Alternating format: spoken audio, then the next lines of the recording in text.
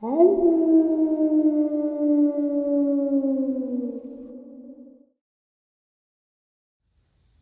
and salutations, folks. I hope everyone is doing well today. Welcome to today's upload.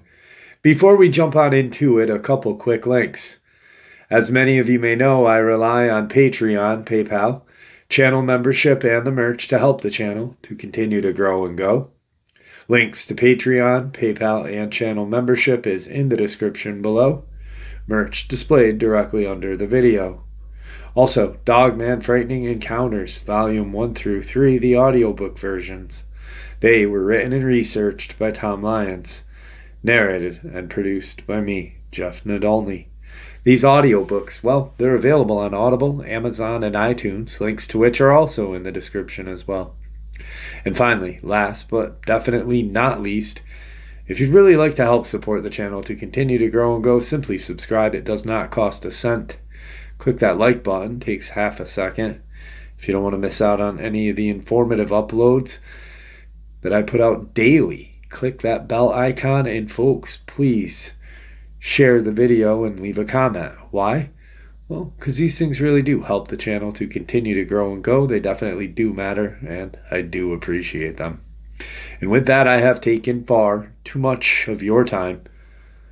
Let's jump in to today's upload. Shall we?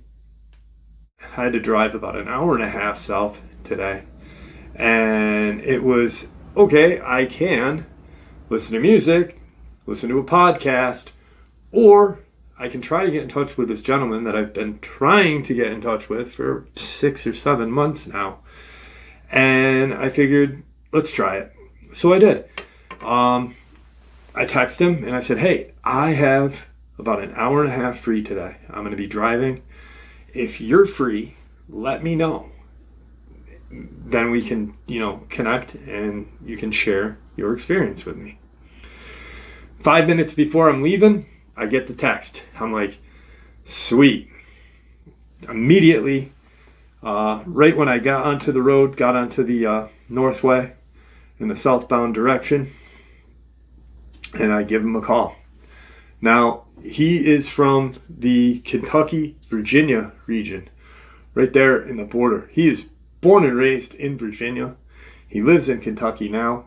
He's about an hour from where he grew up in Virginia.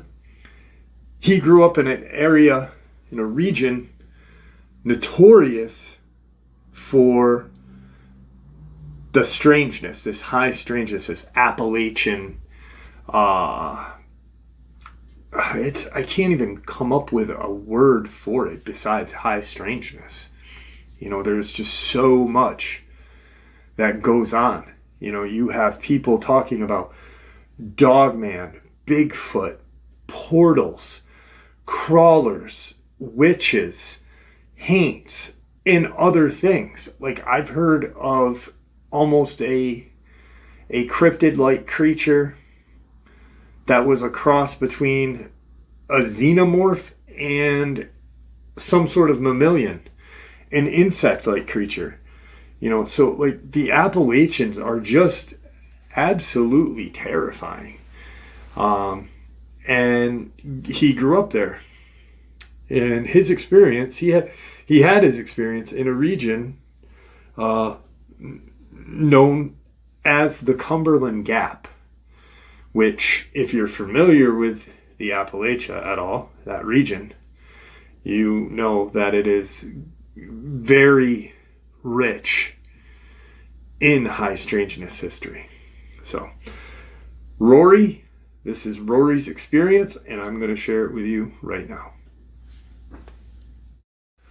All right, so 1998, Rory was 19 years old. And that was a time, 98 was, pre-internet. The internet was there, but it was still a very interesting time to be alive. You know what I mean? It was still fun, and everything wasn't at the click of your fingers. You actually had to go and do things and experience them to live. You know, it was just, it's totally different. And you guys know exactly what I'm talking about. Now, being that he grew up in this area, him and his buddy,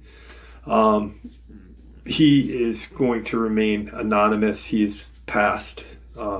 He had died in a really bad car accident, like actually a year after this experience.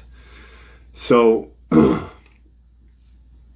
growing up in this region,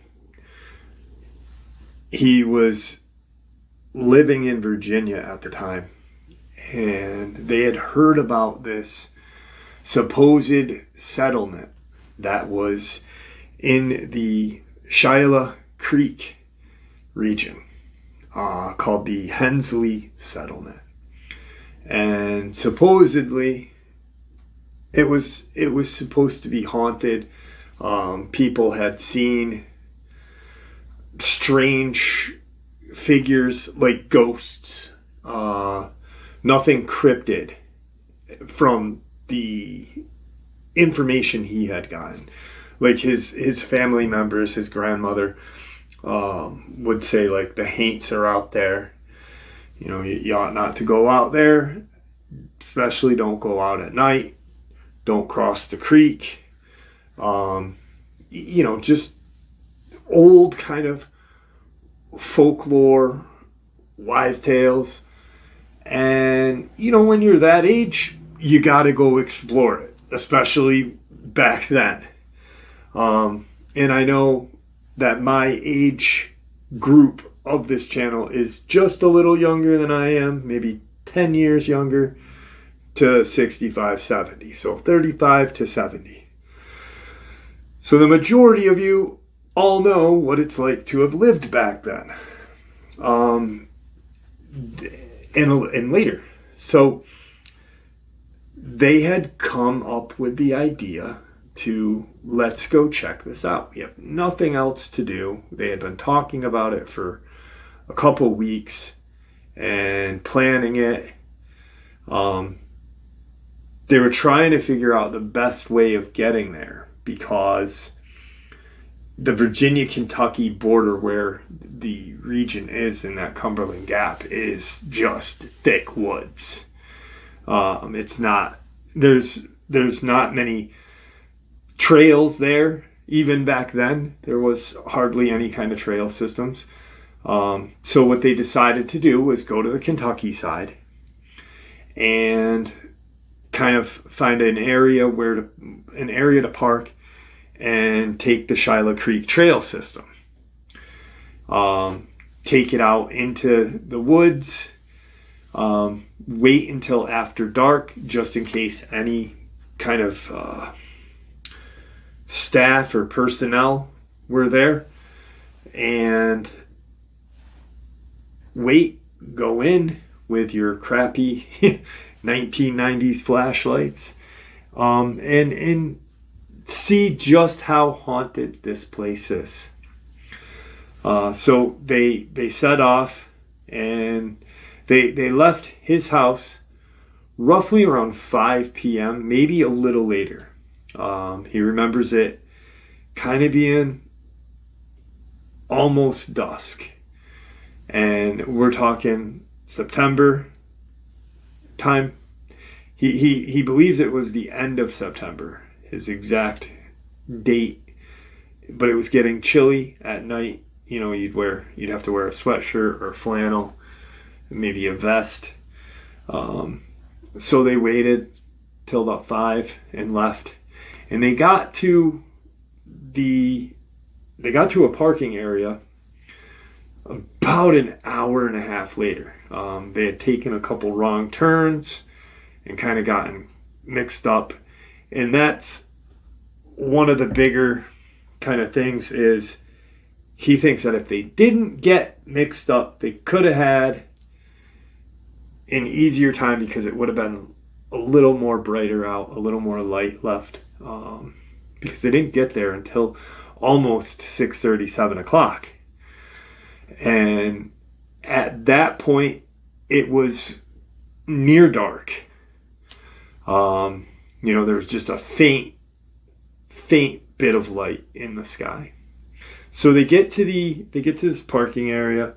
They're talking amongst themselves, like both excited, both kind of rearing to go, like, let's check this out. I can't wait. And they proceed to hike in. Now, it's about where they parked. He said it's about maybe a mile to a mile and a half in. No more than 2 miles max. So they're talking amongst themselves, walking in.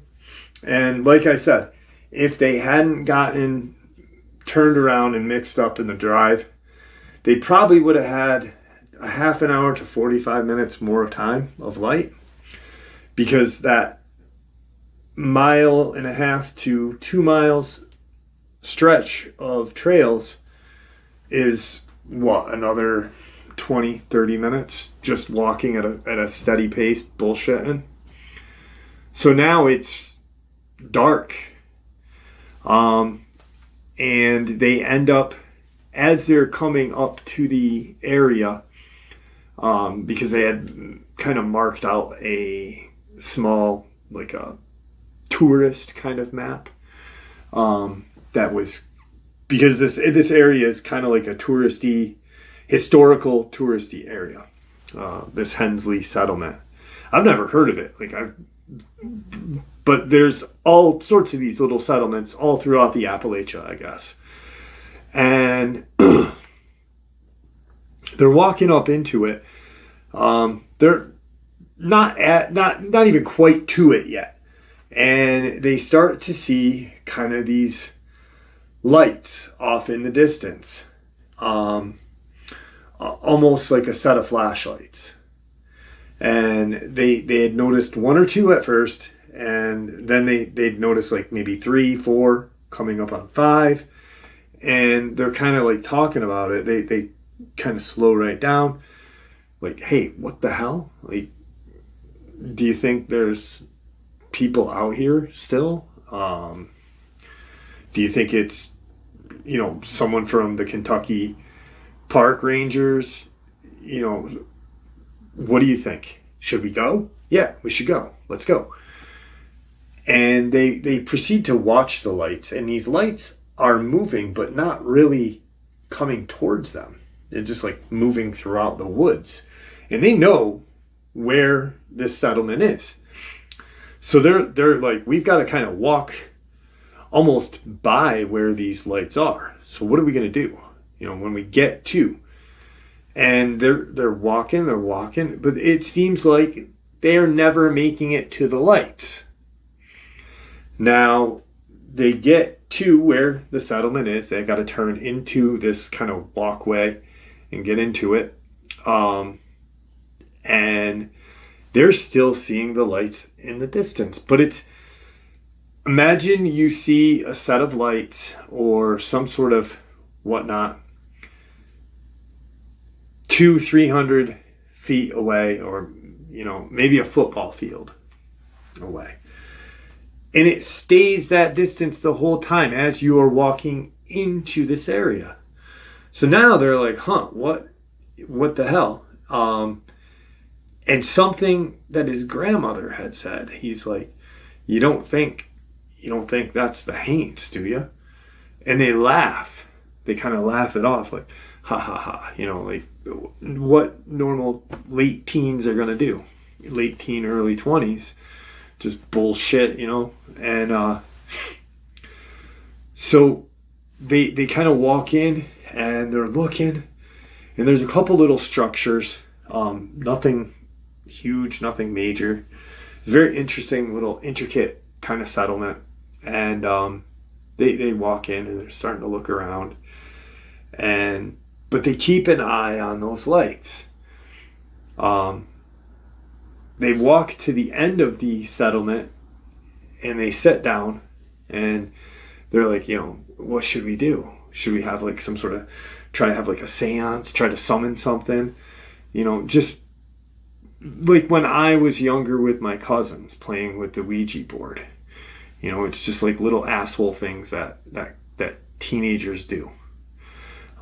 Because we're unaware of exactly what we're messing with, So that's exactly what they do. They start to pretend to have or not pretend, but they start to kind of they sit between each other, or in front of each other, and they're kind of talking amongst themselves. If there's any spirits here, make yourself known. We are here to help you. We're here to serve you, whatnot. Just dumb stuff to say. And as they're sitting there, they hear this scream. And it is the cliche, typical, it sounded like a woman being murdered scream in the middle of the woods. They both stop and they realize that it's behind them. So, not back into the settlement or back the way they came, but where those lights would have been. They immediately, Rory kind of turns because his buddy's facing Rory, so his buddy can see. Rory turns and they're looking, and the lights are spread out now. And then all of a sudden they go just boom, gone. So you've had these lights that are no more than 10, 15 feet apart at one point, 4 or 5 of them. And then they spread out into almost like this line.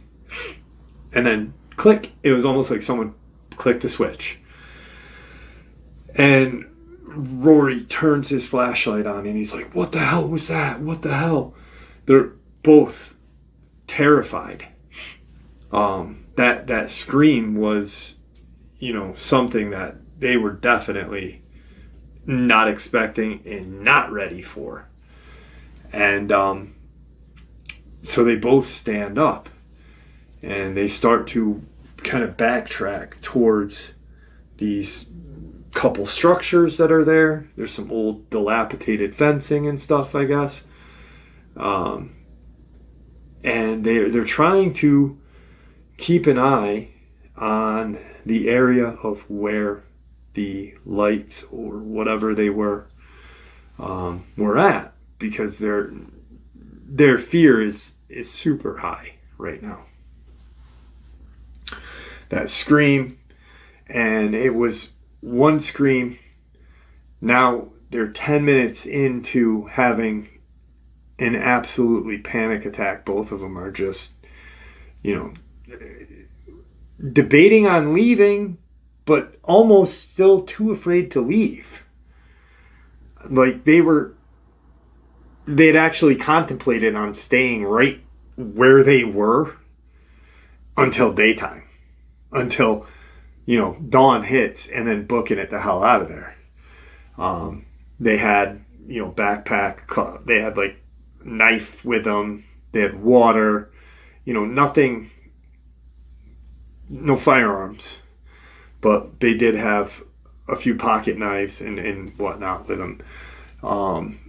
So immediately they pull out their knives, and we're not even talking a fixed blade.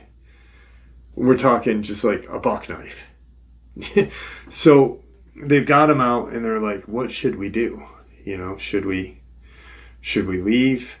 And it's dead silent for 20 minutes. Rory looks at his friend and says, well, maybe it was our imagination. Maybe our imagination got the better of us. Maybe it is the Haints. Maybe it's the spirits of the Appalachia, and they're messing with us. Maybe they scared us enough to where they don't want to mess with us anymore. Let's move over to kind of the middle of this settlement area, and we'll figure out what we're going to do from there. If we don't see any more lights, we'll still try to do our seance thing, And then if the lights do come back before we start our little seance, we'll book it the hell out of here. So nothing happens. Nothing. And they're comfortable. And they're laughing at it. They're like, haha, maybe it was some kids like us. At this point, they are convinced that it was someone their age, not even aware that they were out there, but just fucking off themselves, And they sit by this kind of dilapidated fence structure, and they start to do their little seance thing again. And they, if you're here, give us a sign.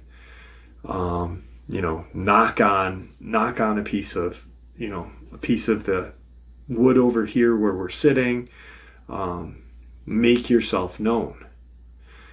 And they're sitting quietly, and they ask a few more times. We know that there is spirits here.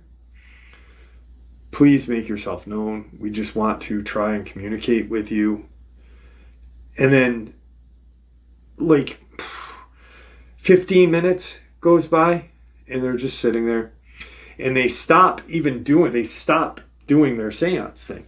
Now they're just kind of talking amongst themselves, just random nothing. And the woods from the side of them where they were sitting, so the woods to their right, and if you're picturing how they came in, the trail system would be behind them or behind one of them. The lights where they had seen it are in front of them. So they would hit the trail system and then go right, and then walk through the trails and get out that way. The woods that this noise came from was to the right. So no matter what, even if they stood up and started running, they may have an opportunity, or a really bad opportunity, of running into whatever made that noise, because it was almost like, he said he's watched the video where I was sitting, where Tom Mesick disappeared, and I'm sitting on those two boulders, and I've got my camera in front of me. I'm narrating the Yakima marine story, and all of a sudden the woods behind me it sounded like not a bulldozer, but a bobcat. It was, the woods just erupted behind me. I gotta let the cat in. Come on, bud. Come on. And so when that happened, it was loud. He said it was almost louder than what you heard and what you caught on video that day. It was like the whole woods for about 30-40 feet just was, something was there, and something very big was there. We didn't see anything. We couldn't see any kind of eye shine. There was no growling. There was no snarling. There was no any kind of screeching. Just almost like there was a mass amount of damage going on to these trees and brush and whatnot. They stand up and they put their packs back on. By now, their pocket knives are back in their pockets because they had no, And his buddy, he remembers his buddy turning the flashlight on. And Rory said, Don't turn it on. It'll know where we are. And as he's in the middle of saying, his buddy turns the flashlight. I got cold chills sharing that. As he turns the flashlight on, there is literally this immense light, probably 200 to 300 feet, literally just on the opposite side of the settlement, almost right at the beginning of the wood line. This just bright light. And it's not high up in the air. It's maybe 2 to 3 feet off the ground. And it's wide. It's wide. He'd say if he had to guess, the light source would have been maybe 20 feet and 2 to 3 feet off the ground. It was almost like you could see darkness, light, darkness. And then you saw this just light in the middle of it. And then his buddy turns the flashlight off, and they're both kind of standing still. And Rory grabs his friend's arm and goes this way. And they walk very quietly and very slowly because they did not want to make any kind of noise. They have no idea what is going on. Now, mind you, they've walked in, they've seen lights. They heard this screech or scream, that very cliche woman being killed. And now you hear these just loud, what sounded like the woods being destroyed. And now you have this weird light source. And so they are just at their wits' end. His buddy, as Rory grabs his arm, his buddy turns the flashlight off. And they walk around this kind of structure. He thinks it could have been like an outhouse or something at one point. They did not go into any of these little kind of structures that are there. There's not many, but there's a few. They go around that to look. So almost to give them kind of like a shield. In case anything came out of the woods, it wouldn't be able to see them immediately. So they're trying to look that way at it. Damn, I'm getting cold chills just from sharing this. Like when he was telling me this, I was driving and it was pretty creepy because of where I was driving. I had to get off of the Northway and then go down 9. And all along 9 in that area is all woods and old cemeteries and shit. So as they're looking, the light is just gone. There's no kind of like, no kind of bright kind of flash and then off. It was just a steady light and then gone. And they're looking, waiting for whatever is going to happen. And they distinctly remember seeing, he said, I remember seeing what looked like, he said it was weird because after that light stopped, he said it was almost like everything in nature started to work. He said the clouds kind of parted a little bit. There was a little bit of moon. He said it wasn't a full moon. He goes, and it wasn't, even a crescent moon. It was bright enough to where you could make out some things in the field area. And that you could see the wood line. So if that gives you any impression of how bright it is. It's not too bright, but bright enough to where you can see the wood line. And his buddy goes, is that a person? Is that a person? And they're looking, And he's like, I don't know. What are you seeing? What are you seeing? I don't see it. I don't see it. And he's like, there, right there. And once again, Rory's like, I don't see anything. What are you talking about? And his buddy's adamant about this figure in this field. And Rory's like, I don't see what you're saying. He goes, I don't see anything. He goes, are you sure?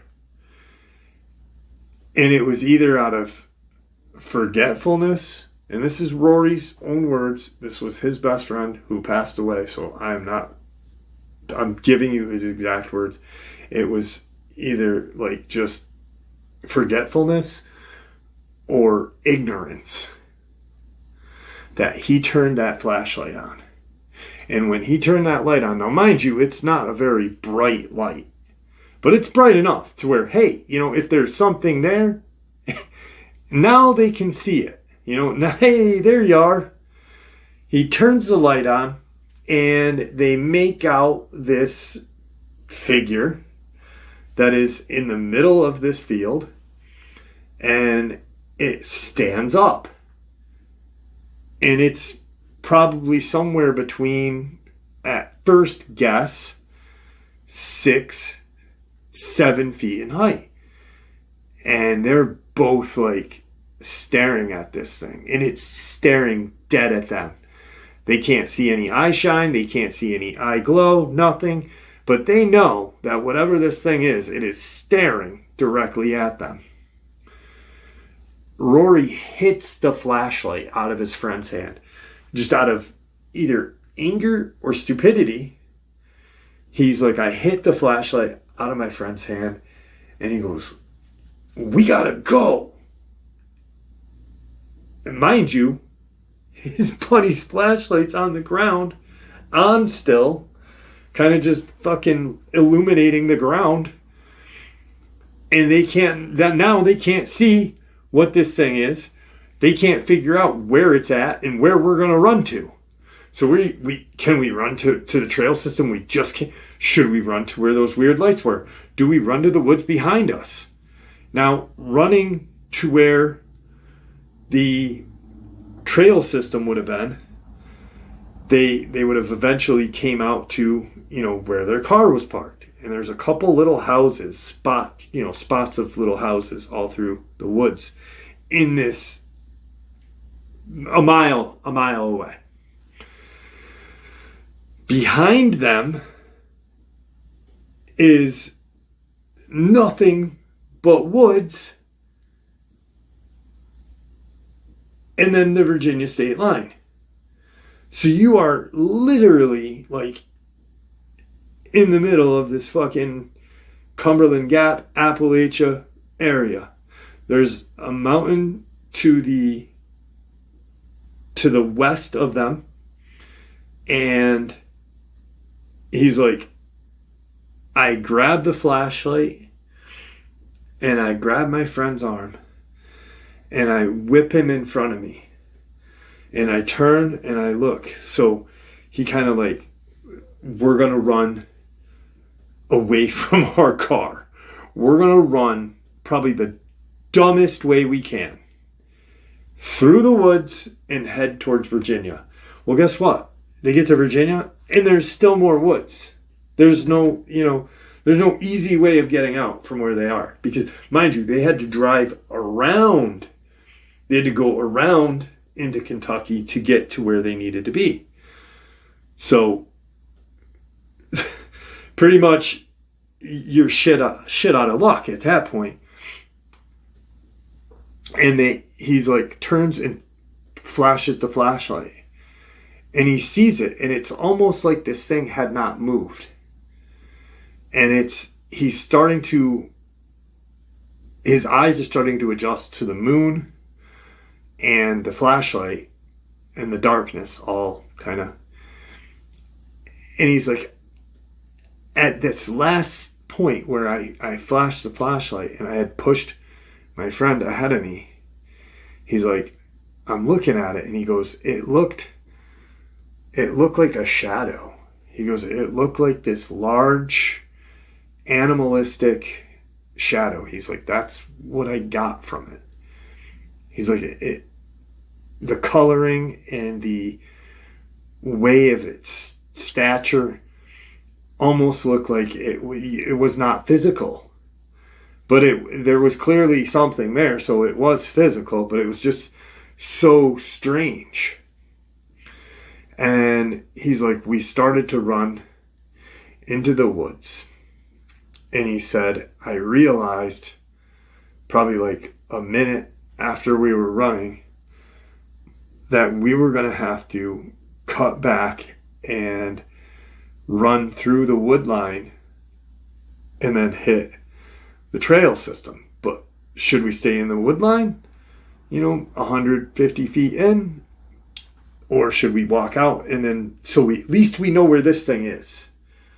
At least we have a fighting chance, possibly, if we've got or if we're going to be in the wood line, what if this thing is more equipped at going through the woods than us? As they're running and they had turned to go toward the trail, they get out of the wood line.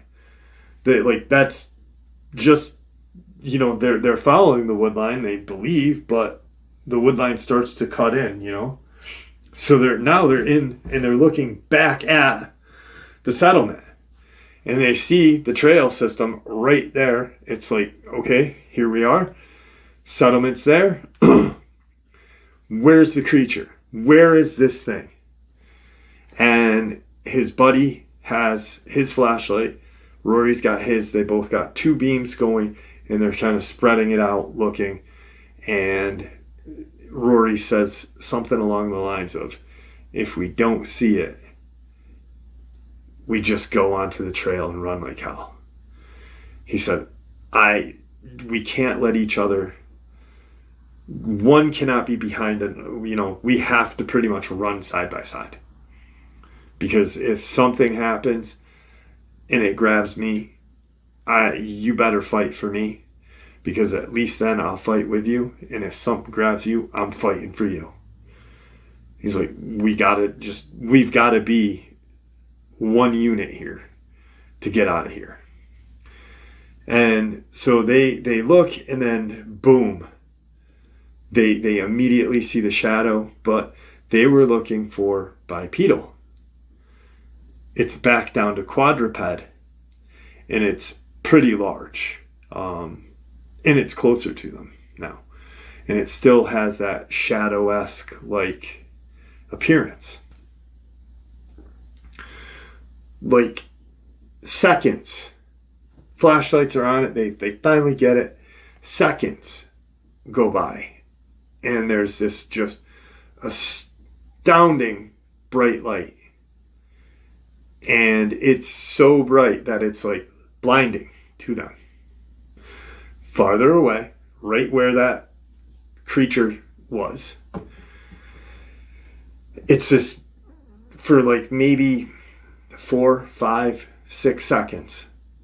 Not long at all, but almost like someone turned the day switch on and then turned it off real quick.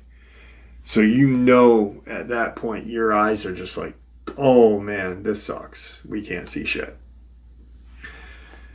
And they're standing there looking into this field. And they realize that after their vision comes back, it's not there.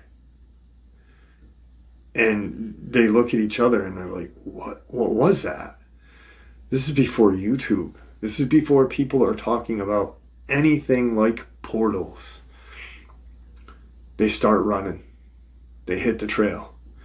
And they just side by side, and they're running, and they got their flashlights just on right in front of them. And they are a half a mile in. They've got that settlement way behind them. And they hear what can only be, he said, in those National Geographic shows, he said it sounded like we were in Africa, or we were in some kind of rainforest. You know, you hear those strange sounds that are not American woods or American forest sounds. Like some sort of weird, like just the jungle, essentially, like, and it's alive. He's like, that's all we heard. And we stopped because we were like trying to figure out what these noises are.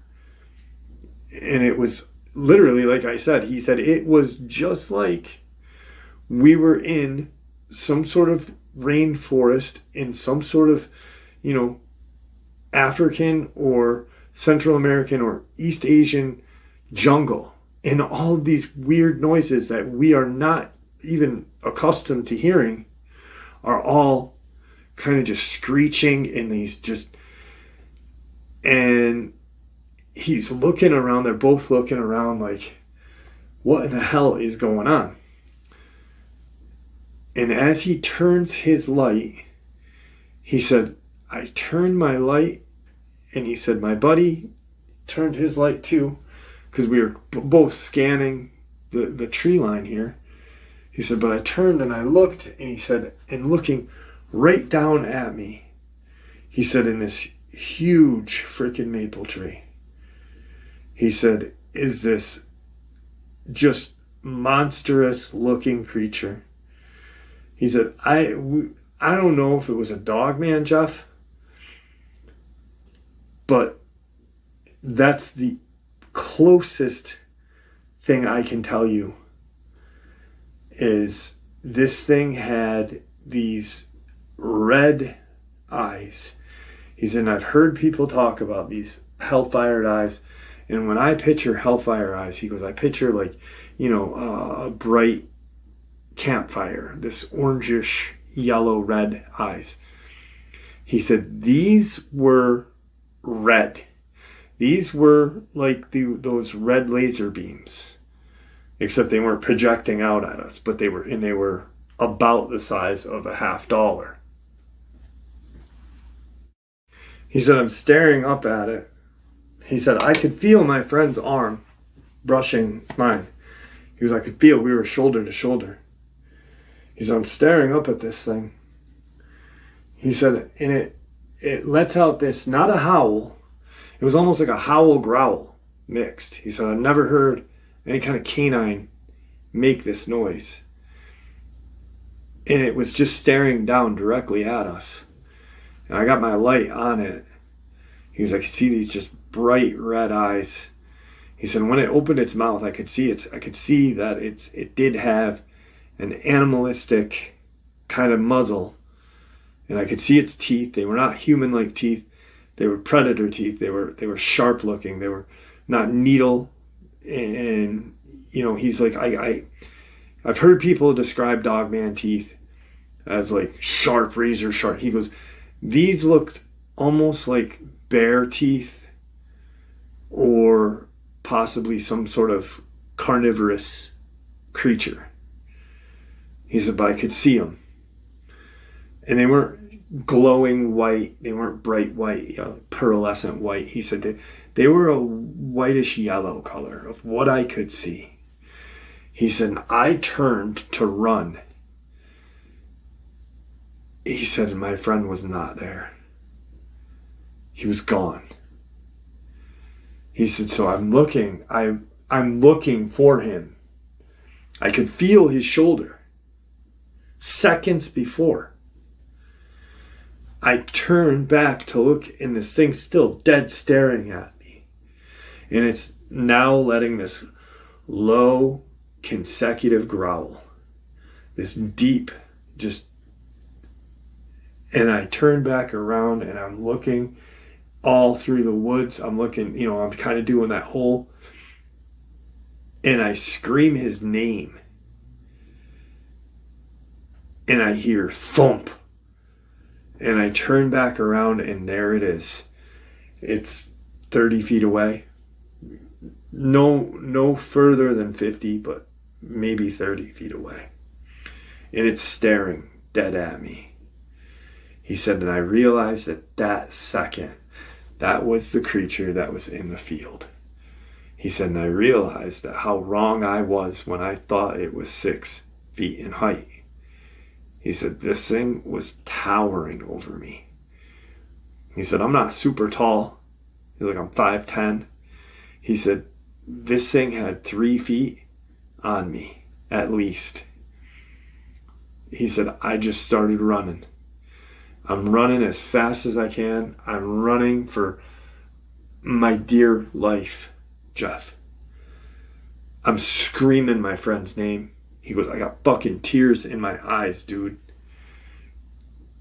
He said, I just keep running. My lungs are burning. He goes, I can hear this thing hammering through the woods behind me.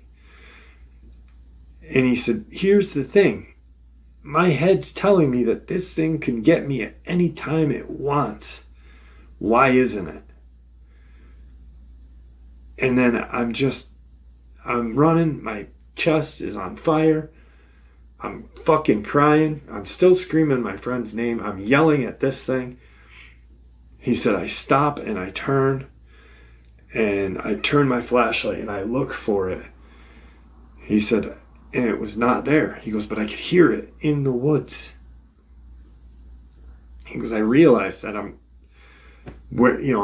not very far from my car. He said, I'm maybe 4 minutes. And I yell my friend's name once more. And nothing. And then the woods just fucking come alive again. That weird kind of jungle noises. And it was loud. He said, I couldn't hear where that thing was anymore. And I started to run again. And I'm running. And I'm thinking to myself, the whole time I'm thinking to myself, my best friend's dead. And I'm leaving him behind. He's like, I got to figure out a way of getting back to him. And he's like, in my head, he's like, I'm wondering, he goes, I'm literally contemplating on driving my car through. He's like, I had this little kind of small rear wheel drive Nissan pickup truck. Not like the Tundra or whatever, the Titan, but the tiny little fucking Nissan. It's probably max 5 feet across. It's so tiny. Standard. He's like, box on the thing's 4 feet long. He's like, I'm imagining driving down this trail with it. He's like, and I'm thinking, I can do it. I just got to get to my truck and I can get my friend. He's like, I cannot believe I left him. He goes, I cannot believe I left him. He said, I'm running. And he said, I felt this grab. He goes, I felt almost like a hand grabbed me. He said, my leg went right out from underneath me. And I hit the trail. And I kind of rolled. And I almost lost my flashlight, but I quick scanned above me, kind of like backing up. Like, he goes, you ever seen the movies where the killer's gonna get you and the people back up on their hands and they'll drag their ass? Like, he goes, that's kind of like what I was. He goes, but I'm not. My legs aren't beneath me. He goes, so I'm just kind of dragging myself. And he goes, my leg is on fire from whatever touched me. And he's like, I'm looking, and he's like, I thought it'd be right there. He goes, I thought, when I turned, this thing was going to be right there, and it was either going to be bipedal or quadruped, and it was going to just get me at that point. It was going to kill me and end my life right there. He goes, there's nothing there. He goes, I heard the growl. And the growl was further out into the woods now. He goes, and then I saw those lights. Those 4 or 5 lights in the distance. It was almost like they popped right on. And I look at them, and for some reason, something said, "Get up and run." The growl was further away and the lights were back. Those little, whatever you want to call them, flashlights, torches, whatever. And he said, I jumped up, and in a second I put weight on that foot where something had tripped me up or grabbed my leg. He said, right on my ankle, it felt like it was a really bad burn. Just this horrific pain. And I try to run, but my leg is really hurt bad. He's like, so I just push through it. And I can see my truck. He goes, I get to the parking area. He goes, and I turn back around and I'm looking and there's nothing. And he goes, I don't know when.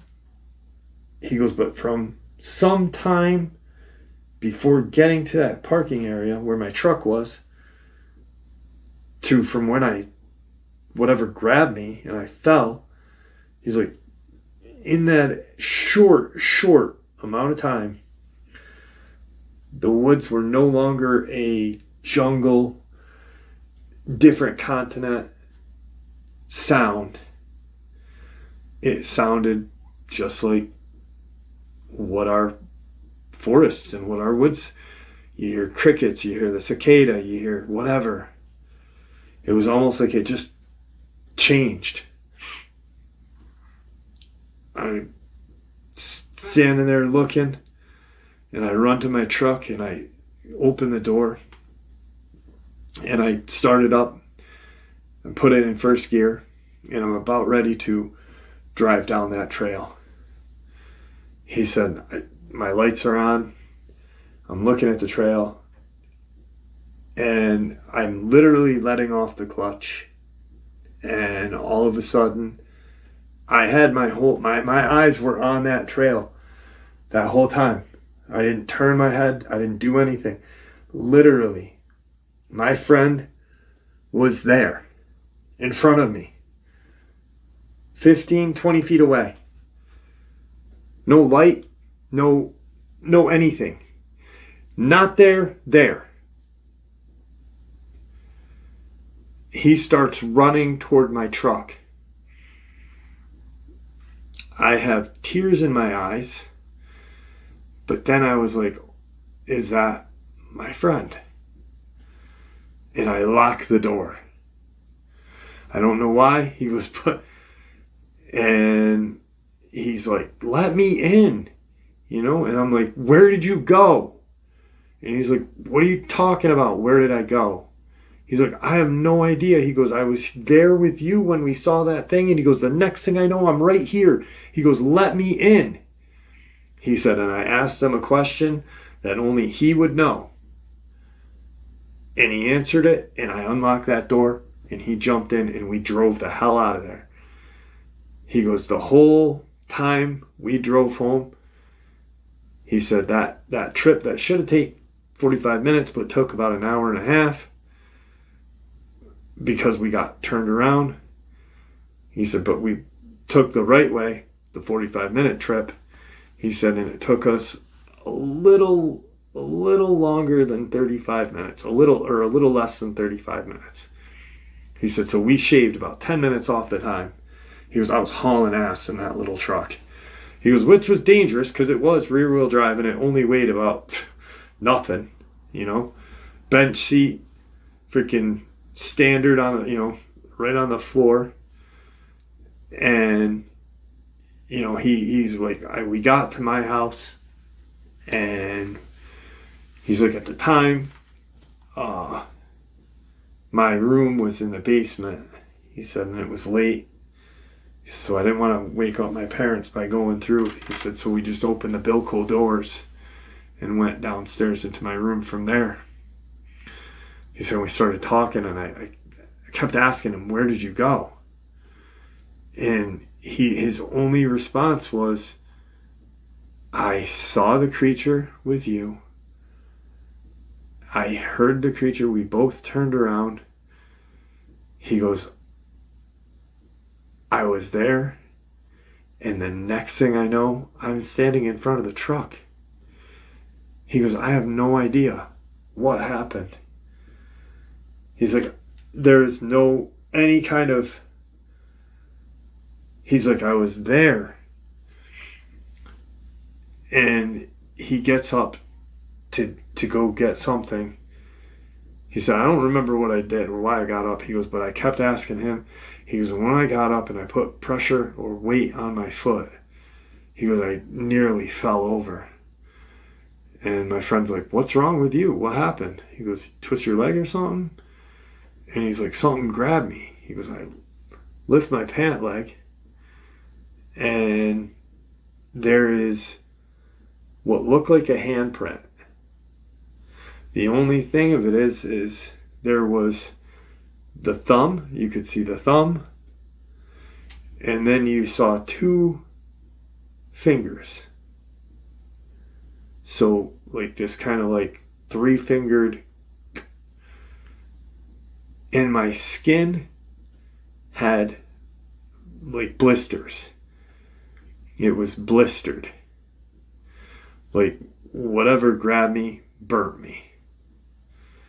It, only thing he said, it looked like talons, like a bird of prey. I could see clearly the thumb and just the 2. He said, this is what happened to me. And at that point, his friend looked at him and he said something along the lines of, you know, when we're older, we're going to remember this. And we're going to talk about it forever. And they never went back. They remained best friends. You know, so you hear those experiences where 2 friends or 3 friends or 4 friends have an experience together and they kind of just, I'm out of here, you know. No, they stayed best friends. But they never talked about it again. And then the night that his friend had been in that car accident, strangely enough, he was what he thinks, what Rory thinks, because there was no other reason for him to be where he got in an accident. But he believes that whatever happened that night, something called him back because he was heading towards that area. And there was no reason why he should have been there. No reason why he should have been, you know, he was about 15 minutes from going to this parking area off of the Shiloh Creek Trail.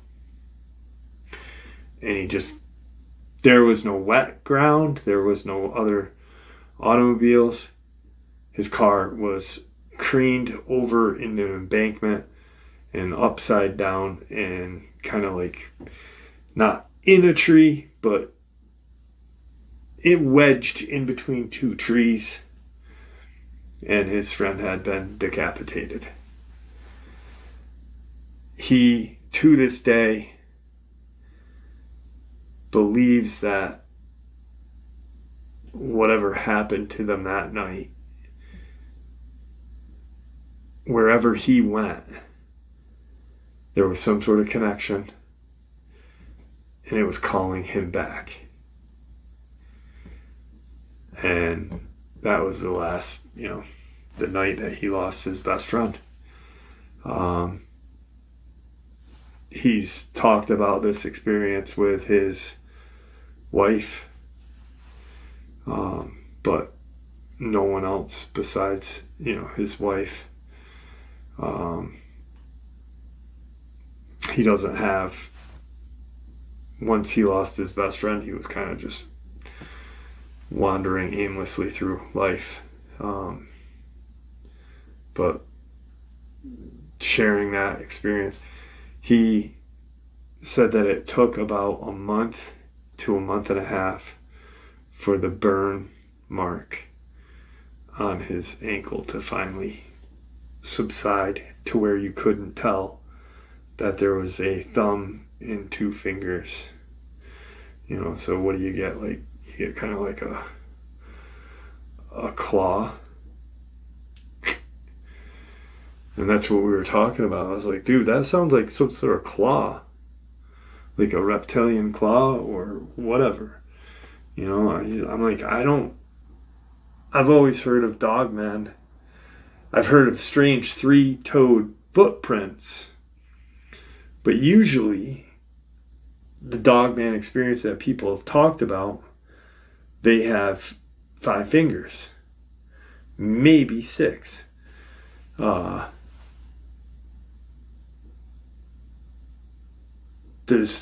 Was it a demon? Did they go through some sort of portal? What were those lights? So he and I talked about that. He believes, after we shot the shit, talked a little bit about the whole, he believes that those lights that they saw in the very beginning and at the very end, when whatever that creature was, he believes fully 100% was a Dogman. He thinks those lights were probably orbs, and that the orbs guided him to where, or guided him and his friend to where they needed to be in that settlement to find the Hensley settlement. And then as they're running away and running out of there,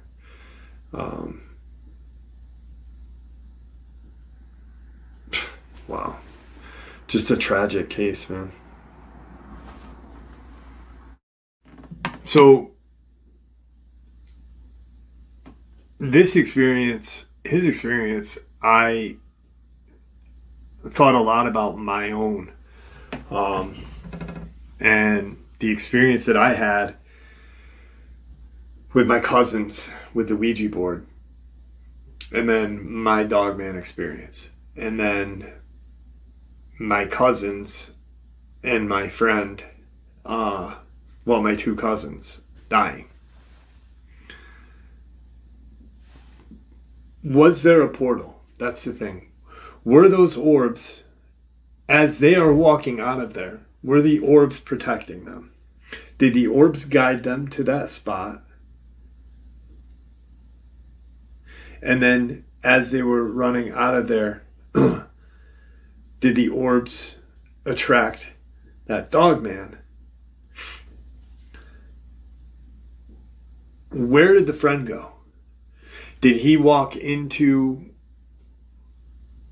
that portal where that creature came out of, that Dogman came out of? Because obviously, when those, how he was describing it and how we were talking about it, he believed that whole woods, that first area was a portal. But then where did it go the second time? But why wasn't there a light? When he was staring at that creature, he's like, I know I would have saw a light if there was a light, you know, like he was right here. I could feel his shoulder. And then as I turned, there was nothing there. And then I said to him, what if he was there? I said, when did you not feel his shoulder? He said, when I turned, he said, I felt his shoulder. And then when I turned, he goes, it was almost like I brushed his shoulder. Like he was, you know, so he's staring at this creature. His buddy's right here with his shoulder, kind of like ready to run. But when he turned, boom, he hit his shoulder. I said, what if he was there with you the whole time? I said, but just like in a rift or something. What if whatever that light was, that other light, there was a tear in the dimension? And what if he was walking with you and running with you that whole time? But he doesn't remember that trip either. His buddy didn't remember that trip. And then why was he going back? Was wherever he went that night, was that what was summoning me back? And what caused it? What made him get in that accident. And that right there, right there, anyone says there's no kind of power or no negative energy in the Appalachians, right there is proof. You have unexplainable events happening. And there's nothing to explain it. There's no logical explanation. Nothing. And there's strange experiences dating back to early settlers. Native Americans even have some weird ass shit happen out there back in the day. So, what is it about the Appalachia? Is that like it? My only thing, here's my idea. We know these demons, these reptilians, these creatures have been here for however long. What if there's some, like, I don't know, negative energy from these creatures, these demonic entities? And I'm almost thinking that whatever fucked his leg up, that does not sound like a Dogman leg or a Dogman hand. Like I said, Dogman, we've heard of Dogman having 3-toed feet, but not three, some sort of talon. Like, that almost sounds Surian to me. I don't know. It was, I mean, and then when he's telling me all of this, and he's thinking about his friend, you can hear the pain. You can hear, like, this is 27 years later, 26, when he lost his friend. But it's like his friend is just left, just passed. You can hear it. It's a fucking sad experience. So, Rory, thank you for sharing this with us. I know I thanked you yesterday. But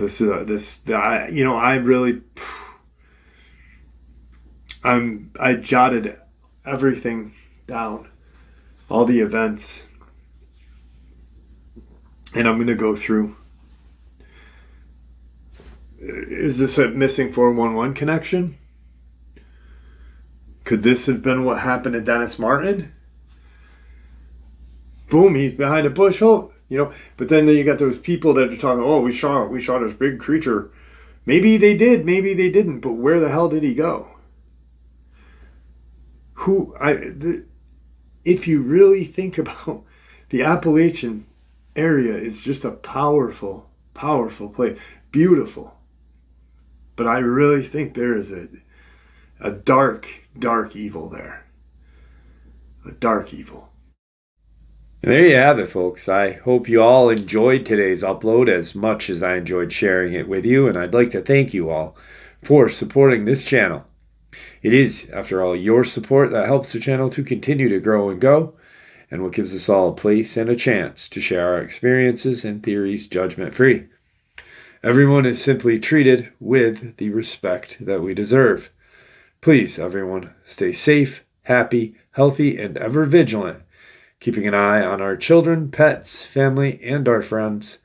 These creatures are real. These events, well, they've happened.